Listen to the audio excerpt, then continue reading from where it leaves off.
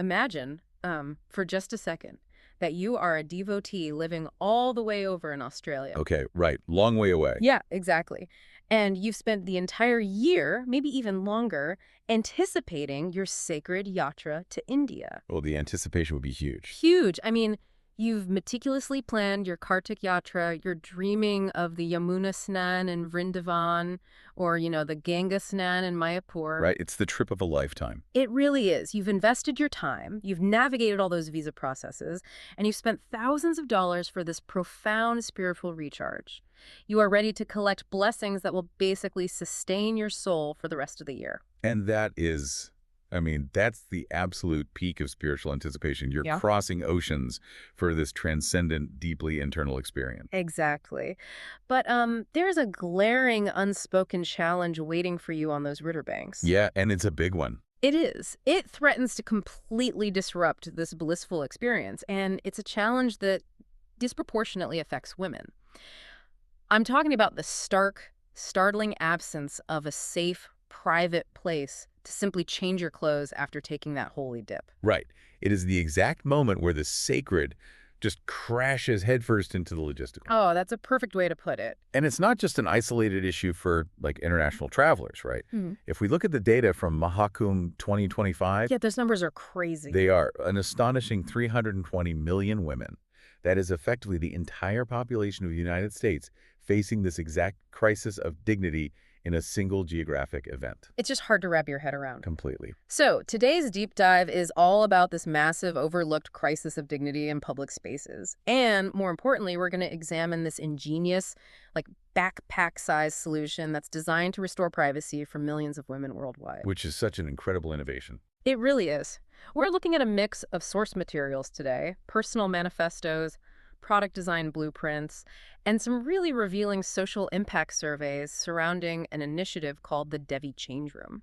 But, to truly appreciate this innovation, we first have to understand how a moment of profound spiritual connection so often ends in a total logistical nightmare. Right. Let's really focus on that transition from the spiritual high to the physical reality, because the contrast is, well, it's jarring. Extremely jarring. Because for followers of Isis K. Khan or Sanatan Dharma, immersing yourself in the sacred rivers, whether that's the Ganga, the Yamuna, the Krishna, the Kaveri, or the Narmada, it's not just some symbolic bath. No. It is a divine renewal. It's often the central anchor of the entire journey. Yeah, you're seeking a connection that washes away the weight of the world, essentially. But the moment a woman steps out of that water, she is violently pulled back down to earth by a persistent, systemic lack of basic infrastructure. The reality just hits you. Exactly. We're talking about an absence of safe, clean changing spaces near the ghats, near the temples, and on public beaches. And the result is incredibly compromising.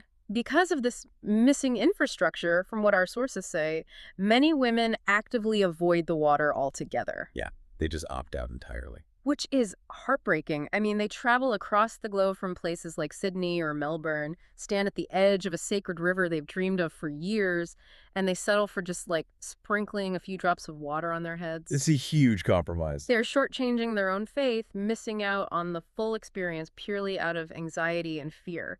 It's like spending a year saving up for the trip of a lifetime, only to arrive and realize the most basic human necessity was completely forgotten by the organizers. Right, like the hotel didn't put a bathroom in your room. Exactly. If an event planner forgot to install bathrooms at a music festival, there would be riots. So why have we as a community just accepted this struggle as somehow part of the yatra? Well, what's fascinating here is how it comes down to the psychology of religious pilgrimage, really, and the normalization of what we call invisible problems. Invisible problems. Yeah. In many faith traditions, there's a built-in expectation of tapasya, or austerity. Pilgrims expect to endure the elements, to walk long distances, to face physical discomfort. Sure, you're leaving comfort behind. Exactly. Suffering is often romanticized as a test of devotion. Over centuries, that mindset actually bleeds into the infrastructural planning. Planners, and even the pilgrims themselves, start to confuse unnecessary logistical failures with spiritual austerity. Wow. So, because you're supposed to be shedding your earthly comforts, the planners just assume you don't need basic human dignity. Pretty much. That feels like a massive leap. I mean, enduring a cold morning is austerity. Being forced to undress in public because a city didn't build a room is just a denial of fundamental human rights. Precisely. Privacy isn't a luxury, it's a right. And when a problem is framed as just the way it is for generations, communities surrender to circumstances that seem beyond their control. That just becomes the wallpaper. Right. We start to internalize the hardship. But when a woman has to choose between fully participating in her faith and maintaining her personal safety, the public space hasn't tested her devotion. It has simply failed her. And the scale of that failure at an event like Mahakumbh 2025 is terrifying. Let's zoom in on that, because you mentioned the 320 million women. It's an unfathomable number. It is. The sheer logistics of that many people navigating a sandy riverbank is difficult to even visualize. What does that actually look like on the ground for a woman trying to change after a freezing winter dip? It looks like a highly vulnerable scramble.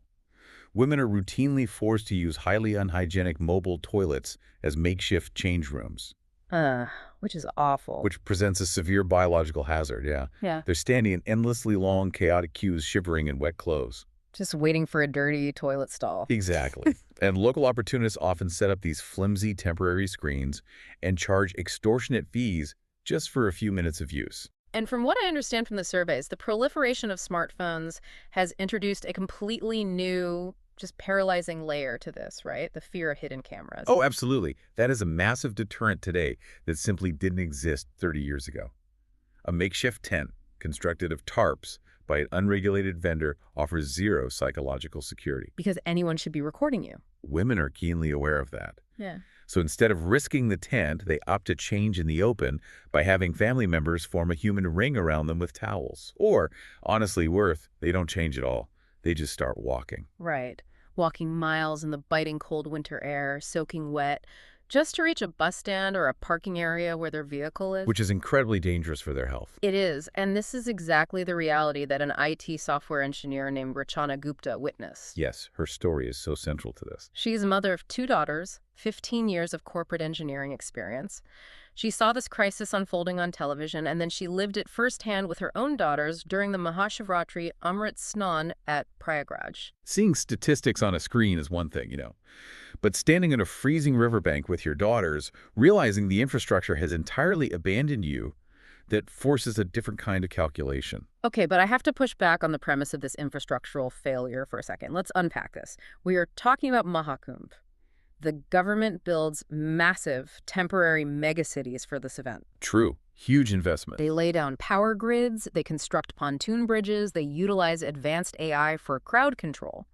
With 320 million women attending, how is it possible that government or private setups haven't solved this?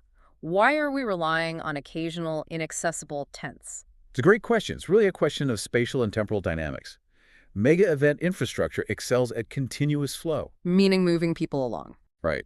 Bridges move people from point A to point B. But a changing room is a stationary bottleneck. When you have a transient surge of millions of people hitting a specific stretch of a sandy, shifting riverbank precisely at dawn for an auspicious bathing time, permanent concrete infrastructure is impossible. You cannot build heavy structures on a floodplain. Okay, but what about temporary structures? Like, we have military-grade rapid deployment tents. We do, but military tents have massive footprints. They require rigid frames, heavy anchoring, and flat ground. On a crowded GAT, space is the most valuable commodity. Ah, I see. If you deploy thousands of rigid tents, you consume the very real estate the pilgrims need to stand on, which can cause deadly crowd crushes.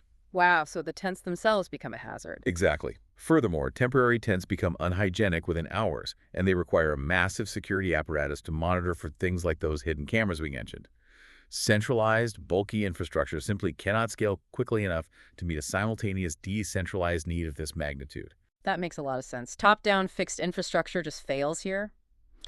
The system is paralyzed because it's trying to solve a highly personal, simultaneous need with a static, localized building. That's the core issue. Which brings us to Rachana Gupta's realization. She looked at this failure, went home, and used her engineering background to approach the problem from the complete opposite direction. If you can't build the room for the crowd, you have to shrink the room down to the individual. She understood that the infrastructure had to disappear entirely until the exact second it was needed. And that resulted in the Devi change room. Let's really look at the blueprints and mechanics of this because it challenges everything we assume about temporary shelters. It's a fascinating piece of design. So it is a rectangular prism made of a soft, opaque, sustainable cloth. It stands about 5 feet tall, 2 feet wide, and 2 feet long, and it's completely covered on the top. Right. But here's the mechanism that completely threw me when I read the specs. It has absolutely 0 rods. None. No metal poles, no fiberglass sticks, no rigid frame of any kind. Which is deeply counterintuitive. I mean, when we think of a room, we think of a rigid skeleton. Yeah. I spent a long time trying to figure out how a piece of fabric doesn't just collapse onto the person inside. It's essentially a pop-up privacy shield powered entirely by teamwork. That's a great way to put it. Because it relies entirely on tension. There are 2 open-ended straps. Right. Each about 5 feet long. Exactly. Attached to the top opposite corners of the cloth prism. To deploy it, 2 people stand opposite each other, hold the straps, and step back. The tension from those 2 people pulling in opposite directions creates the rigid structure of the room. The fabric is sewn in such a way that the tension distributes across the seams, holding the walls taut. It is a brilliant application of physics. By using opposing directional force, tension replaces rigid architecture. And the elimination of those rods is what makes it viable for the international devotee. We're talking about portability here. It weighs less than a single kilogram. Super lightweight. It folds up perfectly flat and slips right into a backpack next to your towel. You buy it once, it's a low-cost investment, roughly 500 to 1,000 Indian rupees, depending on the fabric, and it travels with you from Australia to India, from your hotel to the Gap. It solves the personal logistics perfectly. But I have a major logistical question about using this in the real world. Okay, let's hear it. If you need 2 people pulling 5-foot straps in opposite directions, plus the 2-foot width of the tent, you need at least 12 feet of linear clearance. How on earth do you find 12 feet of open space in a crowd of 320 million people pressing toward a river? See, you don't need 12 feet of empty space. You only need the space the humans themselves occupy. Wait, what do you mean? Think about the fluid dynamics of a dense crowd. If you try to assemble a rigid tent with fiberglass poles, you are swinging sticks around here. You need a massive exclusionary zone just to set it up, which a crowd won't allow. Because people are shoulder to shoulder. Right. But with a tension strap, the 2 people holding the ends are simply standing in the crowd, occupying their normal footprint. The strap just passes through the narrow gaps between people. Oh, wow. So the people holding it are just blending into the throng. They don't need a cleared perimeter. Exactly. And the soft fabric of the enclosure naturally flexes if someone brushes past it, whereas a rigid pole would snap or, injure a bystander. The product actually uses the density of the crowd to its advantage rather than fighting it. Okay, that is incredibly clever. But what if I am a solo female traveler? Or what if I'm traveling with just my elderly mother who cannot hold a tension strap steady in a surging crowd? This design inherently relies on having 2 able-bodied companions. Doesn't this solution inadvertently exclude a large demographic of vulnerable women? That is a critical limitation of attention-based design, for sure. But it forces a fascinating sociological workaround. How so? In practice, this limitation creates micro-communities. Solo travelers or smaller groups naturally pair up on the GATs. A solo woman will see another group using a Devi change room and ask to swap holding duties. Oh, I love that. It transforms an isolated, terrifying experience into a collaborative one. So the product essentially forces community interaction. It creates this localized economy of trust. Yes. And that brings us to the psychological brilliance of the engineering.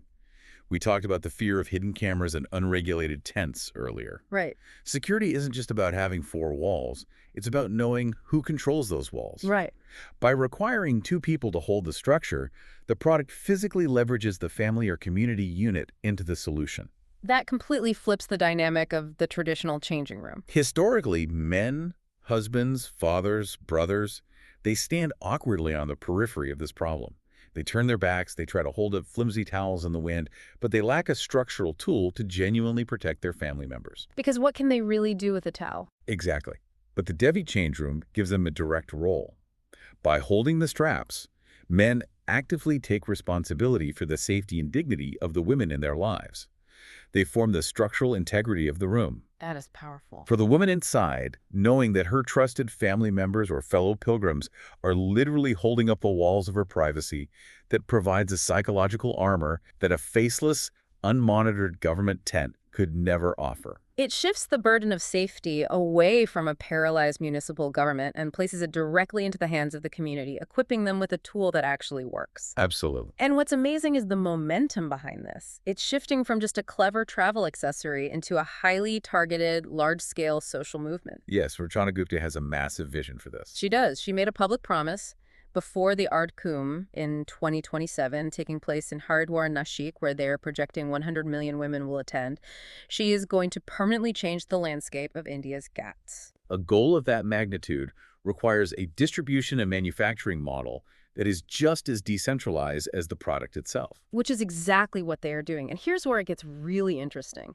This isn't just about dignity for the woman using it. They aren't outsourcing production to massive automated factories. No. The manufacturing is being driven through localized women's stitching centers.